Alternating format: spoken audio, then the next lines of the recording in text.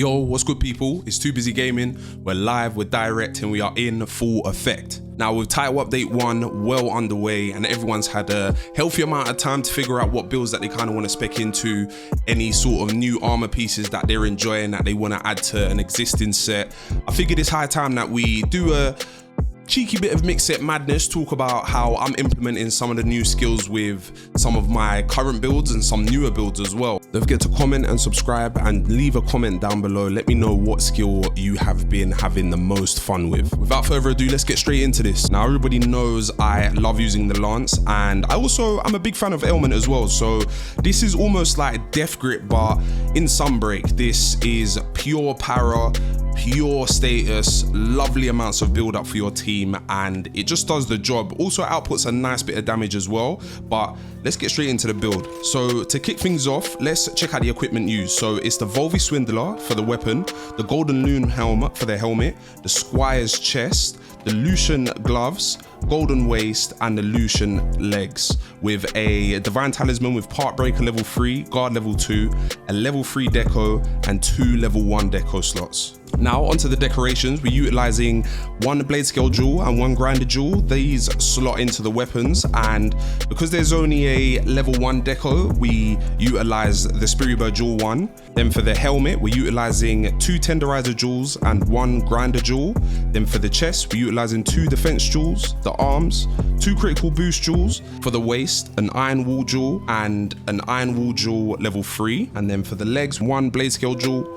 And then for the talisman, 1 tenderizer jewel, 1 grinder jewel, and 1 defense jewel. Now, these are the skills listed that it gives you after those decorations for the build. I'm a very comfortable player. I like to kind of have something that is also going to offer me comfort when it comes to sharpness, defense, skills in terms of like part break and speed sharpening. And then obviously with the key skills that we utilize in this set is adrenaline rush and status trigger. Now these 2 skills partner up perfectly. But when you dodge, you gain attack, and you also gain status build up. So that obviously lasts for a duration of 12 seconds. And then with adrenaline rush, you're getting plus 30 attack. That's crazy, all for utilizing the dodge at the right time. Obviously partnering those 2 skills up with evade window just means that you are dodging and attacking, doing plenty of damage, doing plenty of status build up, which obviously when you're playing with a team, this is a massive help. It allows your team to combine resources and also set up for more damage on the monster. I'm just going to showcase the rest of the skills for the armor set as well. Some other skills that come into play that are really handy are things like foray and of course blade scale hone. Obviously it's not at max level, but being able to maintain a nice bit of white sharpness with the Volvidon weapon, it just gives you that comfort and kind of reduces the amount of times that you're bouncing off of the monster. Now obviously anything evade window wise, it does require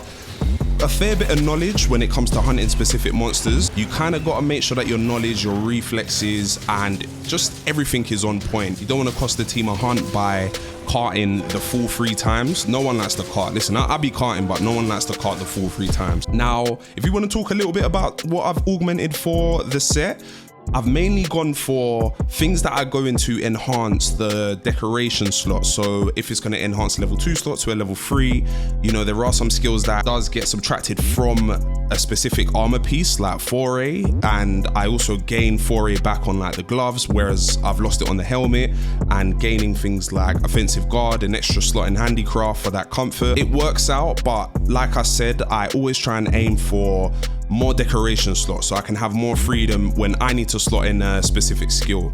Now let's talk about the next armor set I've been using a lot. So it's an Avalanche build, and this one is just straight damage and max sharpness if you are using the brand new Lucian weapon. Focusing more on just damage instead of status, this weapon is doing a lot, I'm telling you. So if we take a look at the equipment, we have of course the Lucian lance, and then we have the Malzeno helmet, Squire's chest, Lucian gloves again, Squire's waist, and the Lucian legs, alongside the part breaker level 3 and guard level 2 with a level 3 deco and 2 level 1 deco slots. So let's get into the decorations. We have a level 4 jumping jewel and 1 iron wool jewel with a Spirit Bird jewel for the rampage slot. Then on the helmet we have an iron wool jewel level 3, blade scale jewel, and a cornerstone jewel. Then for the chest, we have 2 cornerstone jewels. For the gloves, 2 critical boost jewels. For the waist, 1 blade scale jewel, and for the legs, another blade scale jewel. And then in the talisman, 1 tenderizer jewel and 2 cornerstone jewels. Then if we take a look at the skills equipped, we have guard and defiance at level 5, evade window level 4, and then the level 3 skills is crit boost, weakness exploit, handicraft, offensive guard, part breaker, wire bug whisperer, adrenaline rush, blade scale hone. Now let's return back to the infamous combo being adrenaline rush and blade scale hone, obviously partnered up with something like evade window. Your weapon stays at purple, the damage is nice, you are poisoning the monster, foray comes into play, then adrenaline rush is proccing, you are doing some nice damage. You can also proc things like offensive guard, your wire bug counter as well for even more damage. It just pays off. You dodge, you get damage. You guard, you get damage. You dodge and guard, you get even more damage. So this set, like I said, I've really been enjoying it, as it's been rewarding some, you know, tactical play, but it comes at a cost, and that cost is you dodge at the wrong time, you die. Now, once again, touching on where and how I've kind of augmented my armor. For the weapon, I've gone for attack and sharpness. The sharpness is just for that comfort. I like to kind of keep as much sharpness as possible, and obviously for the +5 attack is just for myself doing a little bit more damage. For the Malzeno helm, I've just gone for the boost in slots, like I mentioned before. Having that freedom is always nice for myself, whereas I can kind of slot in any skills that I personally want. Then for the chest, we got an extra point of offensive guard, and for the gloves, we got foray at level 1. Then for the waist, we got evade window level 1, wire bug whisperer level 1, and we've lost offensive guard. And then for the legs, we've got handicraft and affinity sliding. Now the handicraft is obviously for that extra bit of comfort, so I'm not complaining there. Now the last set I want to talk about is a bow build that I've been having tons of fun with. It's a spread elemental build, and I'm telling you, the damage output is absolutely crazy. Loads of elemental damage, loads of crit damage, and just tons of attack when you partner any bow playstyle up with the new skill Adrenaline Rush. Let's get into the armor pieces. The pieces that we have for this particular armor set is any spread elemental bow. The helmet that we're using is the Silver Rathalos helmet, the Arc Fiend chest, the Lucent gloves, the Silver Rathalos waist, and the Lucent legs, with a Divine Talisman which has Divine Blessing 2, Constitution 1, and a level 4 slot. Now, the decorations that we use, I use a Phoenix Jewel on the weapon, an Anti-Aerial Jewel or any Rampage deco. Then I use the Mighty Bow Jewel, Quick Load and Defense Jewel as well in the helmet. Then in the chest, I use a Spread Jewel, Critical Boost Jewel. In the gloves, a Tenderizer and Protection Jewel. Then in the waist, a Critical Element, Quick Load and Brace Jewel. Then in the legs, Hard Defense Jewel level 3. Then for the talisman, I use an Evasion Jewel +4. And that gives us a nice range of comfy, attack, elemental and critical skills with evade window level 5, constitution and defense boost level 4. Then for the level 3 skills, we have crit boost, weakness exploit, critical element, spread up, divine blessing, windproof and adrenaline rush. Then for the level 2 skills, we have handicraft, reload speed and chain crit. Then for the level 1 skills, we have resentment, bow charge plus, special ammo boost, ammo up, flinch free, coalescence, sneak attack, redirection and element exploit. Now like I said, this is a nice range between comfy, attacking, crit and elemental skills. Obviously from playing the bow, I've realized that gunners take a huge amount of physical damage, so having things like Divine Blessing in there, of course partnered up with evade window and adrenaline rush, that just kind of keeps my attack high in the sky, and me taking any hit from a monster is cut in half in terms of the damage. Now for the augments, I've gone for my armor.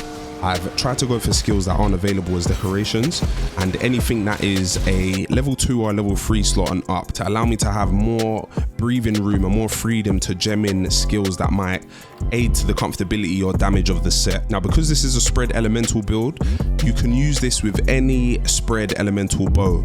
Like you can see here, I've got my fire, dragon, water, ice and thunder bow sets ready to go, and that about rounds up the set.